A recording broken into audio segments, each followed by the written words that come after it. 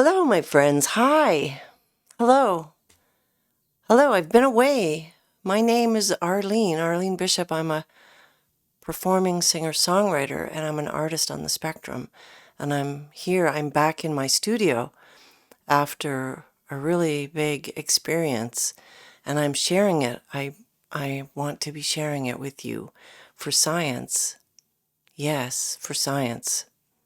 What do I want to talk about? Well, I know what I want to talk about, but I don't know how to talk about it. I haven't made any preparations at all, but you know what? I can talk sometimes without preparing. Yeah, I have a history of talking without preparing.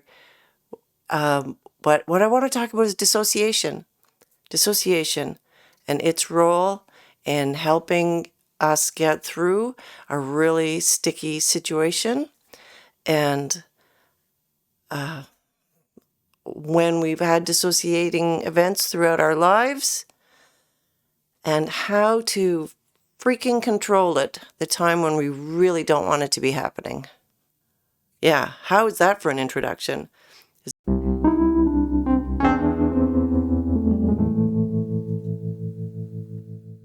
that make sense? Yeah, dissociation. All right, what is dissociation? Dissociation lives on a spectrum like we do. It also lives on a spectrum from the one end of the spectrum, part of the spectrum. It is when we are present, but we're not, when we're physically present, but we are not storing memories, or we're not consciously involved in what's happening.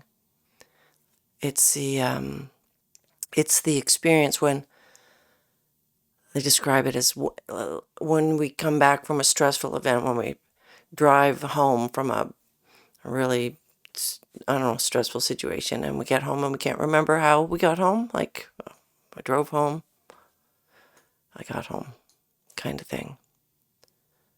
That's kind of the most benign version, I think, as I understand it. And then goes along a train of situations where we become more and more disconnected from our bodies, our consciousness, our memory building, our decision making, our personality. I believe DID, dissociative identity disorder, is like way over on the other part of the spectrum of dissociation, but it's pretty common. It's pretty common when we live our lives under stress, when we've been bullied, for example. A pretty common way, a thing that I did, was I would have fantasies, I would have daydreams about things that I wish was happening. I would remember full episodes of things that I enjoyed. I would imagine myself in an episode of something that I really enjoyed, as a way of saving myself from having to experience the difficult situation that I was in. That was pretty typical. It really happens a lot when we're undiagnosed, or even when we're diagnosed. But when it really happens, it can happen a lot for autistics like me, because things can be really hard, and it's a thing that our brains could do. We could check out. Just check out. I'll be back later. But I'll be back after this commercial message. Right now, while this stressful thing is happening, while these sensory situations are happening, or while this confusing situation is happening, or while this communication problem is happening, I am going to check out. And I'll see you soon. So for me, I practiced that a lot. I am good at dissociating. When a time when I didn't want it to happen, many years ago, after I was working through a death of my boyfriend. Trigger warning, you might want to mute the next, 30 seconds. My boyfriend died in his sleep in my bed. When I was 21, I woke up in the morning and he had died. Later, I found out that his cause of death was natural causes unknown. Yeah, deeply unsatisfying. That was a really long time ago. I'm 60 now. It still affects me to think about it. Are you back? Are you back now? Okay. What is the point of it? 2 years, no, not 2 years, 1 year later. 1 year later, I was walking, trying to get back into my life. I spent a year of being outside of my life. I was trying to get into my life again. Sounds like a weird thing to say, but I was walking and I actually saw myself walking ahead of myself, like a half a block ahead of me was me. And I decided to walk faster and catch up to myself. I know, sounds crazy, but that's what happened. All right, why is that important right now? It's important right now because, because I've just come back from being with my mother through a hospital stay. She went in for a surgery, something that she had worked towards and something that all her doctors had signed off on, as she had really worked at her health and so forth. But we knew there were risks. She knew there were risks, and we knew there were risks. My mother was 80, and she knew there were risks. And my mother has been in really sticky medical situations many times. So we have talked about her deathbed many times. I guess I should have put a trigger warning at the very beginning of this. I think for the next little while I process all of this, is going to be a whole trigger warning scene. Wow, and look at me stimming with my arms. That's me. That's me trying to be comfortable. That's me, also me trying to remain in my body, trying to not dissociate. What was I talking about? My mother. Yes, so a few weeks ago, oh boy, how long ago? A month ago? I left town. I went to support my brother while he had a surgery, and he did great. And then from there, I moved over to my mother and helped her get ready for that surgery. The last bunch of days, 5 days before the surgery, help her prepare and be more comfortable because, she needed surgery. She was really, really uncomfortable. And of course, we talked about her wishes. I was in charge. I am in charge of. I was her power. I am her power of attorney. I am the trustee of her last will and testament.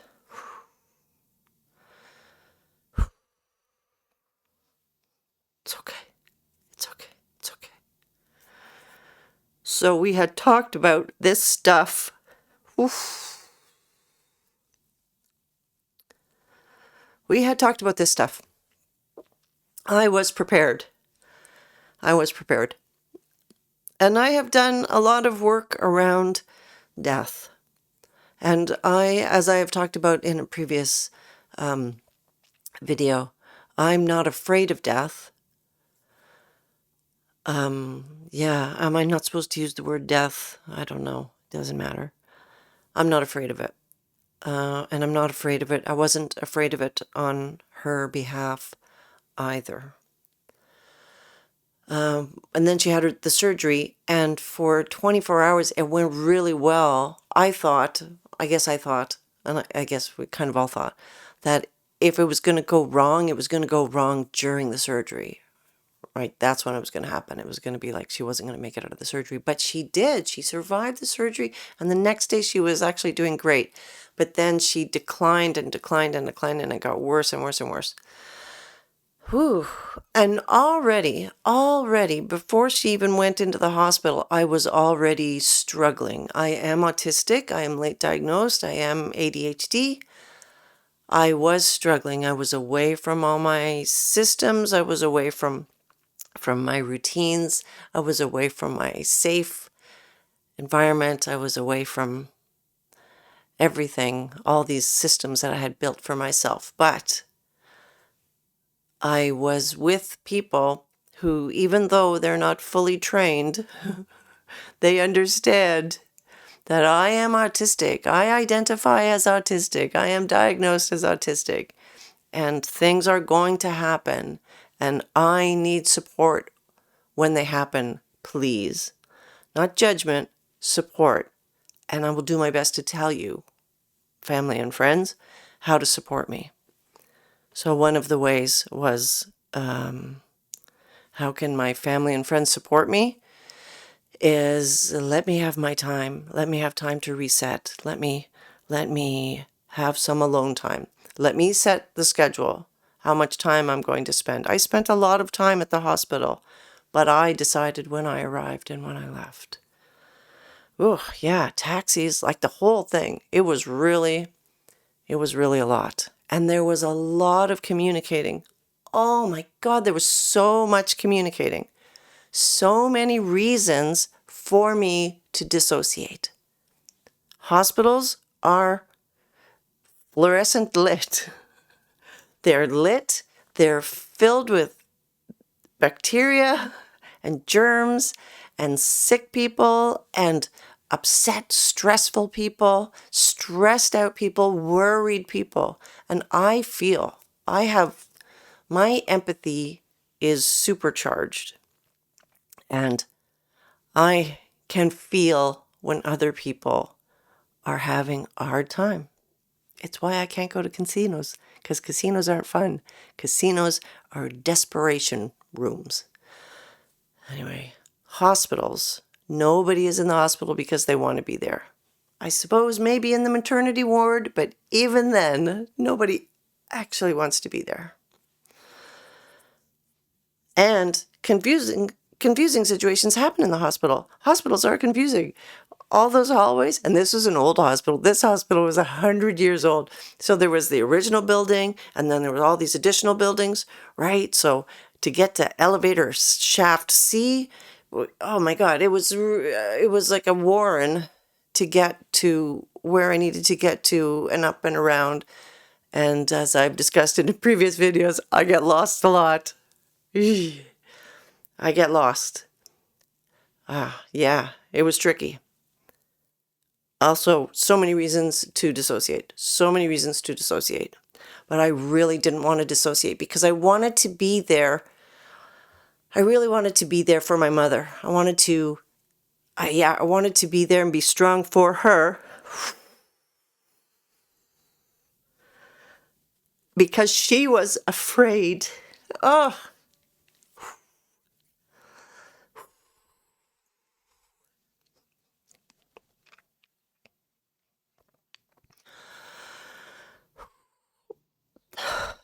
Okay, that's enough.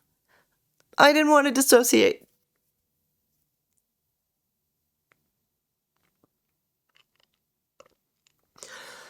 And so that took a lot of effort. Ooh, so much effort. So much conscious effort to not dissociate. I did breathing exercises. I took cold showers. I made notes to myself and I reread my notes. So it's possible. It's possible to not dissociate. I thought. But now that I'm on the other side and I'm doing all the dealing with her estate, with her personal belongings, with her, legal affairs, I am again I feel the draw to dissociate, and I don't want to because I want to do a good job, which has always been my rule. But I like that rule. I like doing a good job. I don't mind, this sounds so stupid, but I don't mind administration. I don't mind filing. I like organizing papers. I like to organize papers on my own schedule. So that's a little challenging, but I like to. So here I am at home, and how am I not dissociating? I think I am sometimes, a little bit, but for the most part, I'm not, because I've set myself not so much a rigid schedule. I would love to bullshit you and tell you that I actually have a schedule. I don't. I just have like a framework that says that I do things and then I take a really long break. And then I do things and I take a really long break. And of course, you know what happens in the autistic brain is that I tell myself that I'm going to do this thing for 10 minutes. And of course I get into it and then, 2 hours pass and then I have to take a really long break. But I do things. Things are productive. Things are getting done. I have a huge list and the list seems to be getting longer, but that's probably my ADHD brain making it longer. Yeah. Thanks, ADHD. This is a really long video. I hope it's helpful. I'm doing it for science. I'm doing it to show you. That if you are like me and you are a parent, so you have my kid is 23. He's moderately, well, I can't say he's even independent. He still lives at home. He doesn't need me to monitor him. Let's put it that way. But my kid still needs me. And you have ailing parent. And how can you show up for them? Well, you can. Set yourself your framework that involves drinking water, eating healthy food, going to bed super early actually. That's what I've been doing. I've been going to bed super early. And it takes me like 6 hours to fall asleep. And I do things and I'm on my phone. I'm usually watching something. That's what I'm doing. I'm watching things. I'm watching Seinfeld right now. I've seen Seinfeld so many times. I'm not watching it. I'm trying to remain present. And I think one of the larger points that maybe I should have put in the introduction is that I think one of the things that affects my processing time, why it takes me long to process things sometimes, most times, a lot of times, is because of dissociation. Because I'm not involved in it. And so how can I process it? I'm not involved in it. That's just my theory. So my ultimate goal is that I want to do a good job on this, and I want to process my mother's death, my mother's peaceful death. I want to process it quickly. Wouldn't that be great? Oh, it'd be so great. I want to get to the next part where